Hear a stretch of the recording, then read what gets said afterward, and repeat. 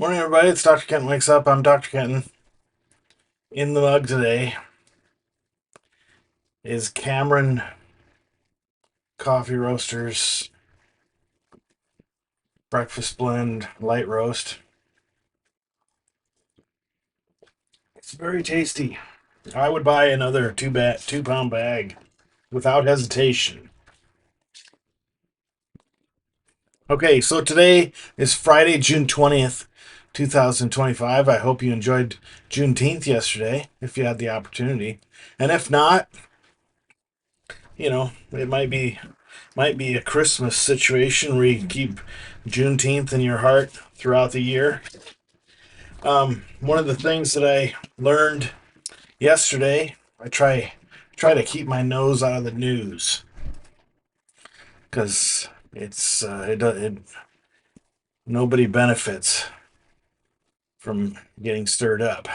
Uh, so yesterday I learned that even though, well, Juneteenth, as I said yesterday, is a holiday to acknowledge the fact that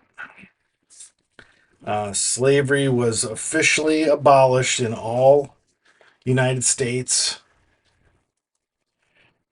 never to be again allowed as of June 19, 1865, because as the last few Confederate states succumbed to reintroduction to the United States or military imposition, I don't know what the right word is. Slavery then became illegal as soon as the state was under the influence, under the jurisdiction of the rest of the United States. Confederate states returned back to the United States. And I tried to be inclusive.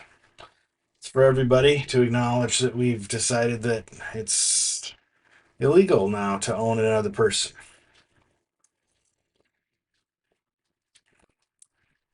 And I thought that was a progressive, uncontroversial thought piece. Apparently, there are many people who believe that it's really just for descendants of slaves. It's only for them. So, as I don't say this lightly. I am almost positive that nobody on either side of my lineage owned slaves or was owned as a slave. So I guess I got to just stay out of it, and I'll make a note for next year. I guess I'm happy that our country had to put it in writing before people would pay attention, but nevertheless, today's 20th of June. I think officially it's meteorological solstice. I don't know what time of day that's supposed to be. Maybe in the afternoon. It's when the sun touches as high north as it will go. Think whatever it's the Tropic of Cancer or Capricorn. I don't remember. Probably Cancer since we're getting on close to July. Yeah, I'll say Tropic Cancer.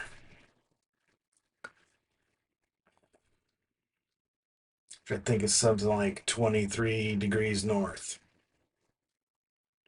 If you're 23 degrees north at noon today or whatever, you should have basically no shadow because the sun will be straight over your head.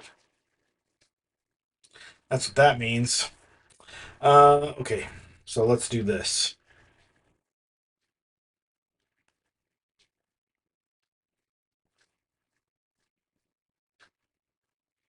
I'm going to try a word that I've never used as a starting word before, but it came to mind.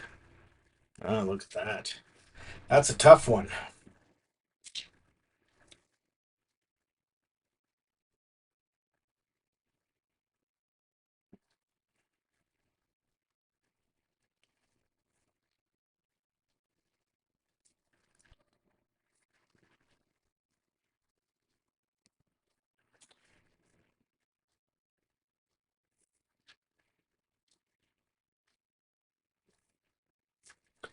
Oh boy. So yesterday I saw this word used in a sentence. Haven't in a long time, so it's what is coming to mind. Nope.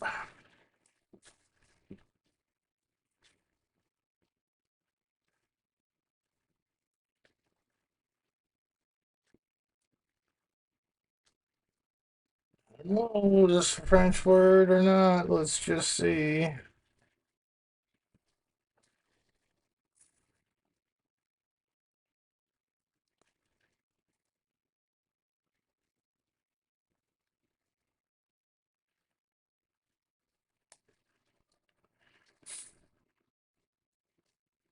Wow. Made quite a skyline there.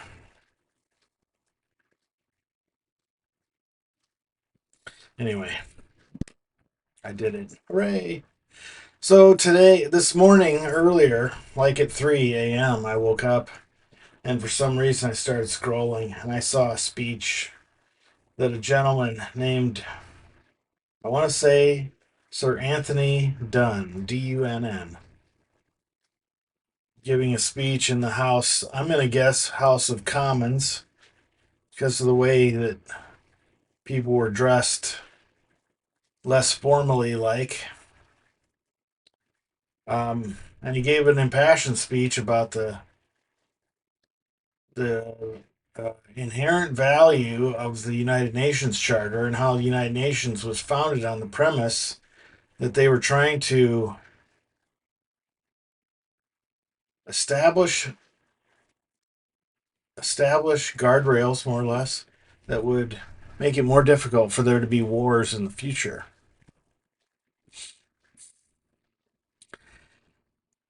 And as I was watching this impassioned speech, I want to say that the gentleman died in 2014 or so it's not something that's happened today or recently. He's talking about Iraq and Afghanistan and so forth. Um, but it, you know, certainly resonates today. And I remembered also that there's an essay that Mark Twain wrote in 1904 or 5 called The War Prayer. This, by the way, if you're um, able to work the Google machine, you'll see that Mark Twain died in 1910, much before World War One. Though the themes of the War Prayer seem like exactly those that were prevalent during the excited entrance to the war that will end all wars. They had a very high-minded intention. But that was at least at least 10 years after the essay was written and about 8 years, 7, 8 years after Mr. Twain was in his grave. So, but the message is clear. You want you want to visit death and destruction on your enemies. And what you need to keep in mind with that is that they have their own fervent admirers as well who are wishing the same for you. So, what it really boils down to, at least in my mind, Jeff Kenton's mind, Dr. Kenton's mind, did I say Dr. Kenton wakes up and I'm Dr. Kenton? I don't remember. But anyway, uh, the feeling about the joyfulness, the good feeling toward war and the aftermath, the consequences, the sequelae of war is that you are assuming it's happening over there.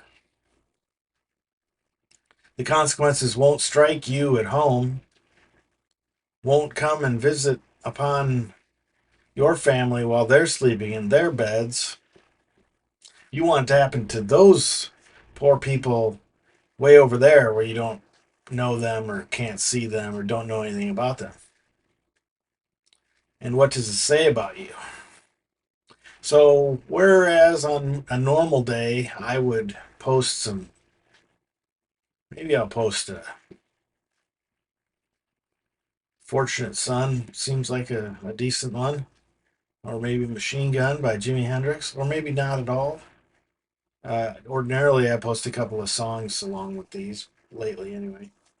But today, I found a link to a performance of the War Prayer. Somebody put together an animated performance. And so that'll be, and then a comment I made. So this was from June 15th of 2021, so 4 years ago.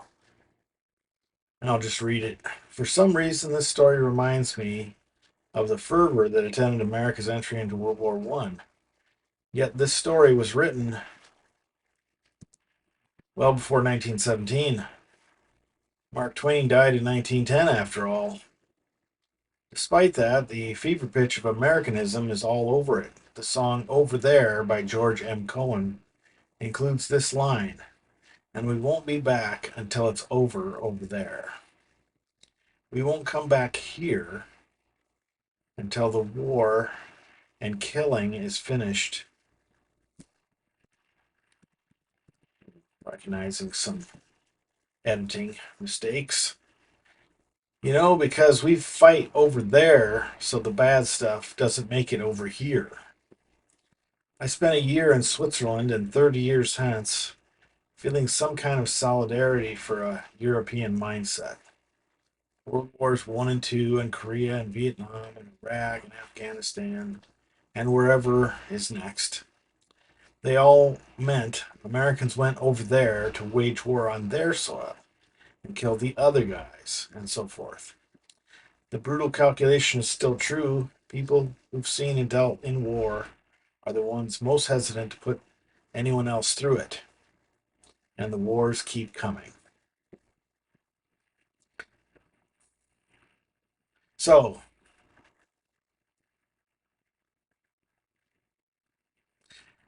um, maybe having a guy in power who never served, never felt like it was necessary for him to serve, never understood why people would want to serve.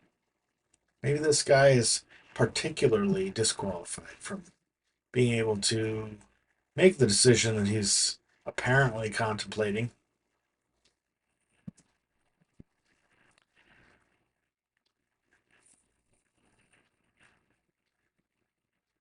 Anyhow, I hope you enjoy your Friday.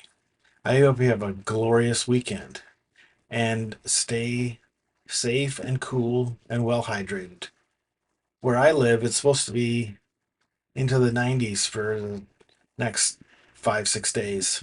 So, not today, though. Sorry, not today. Starting on Monday for certain. All right. Um, love you. Bye.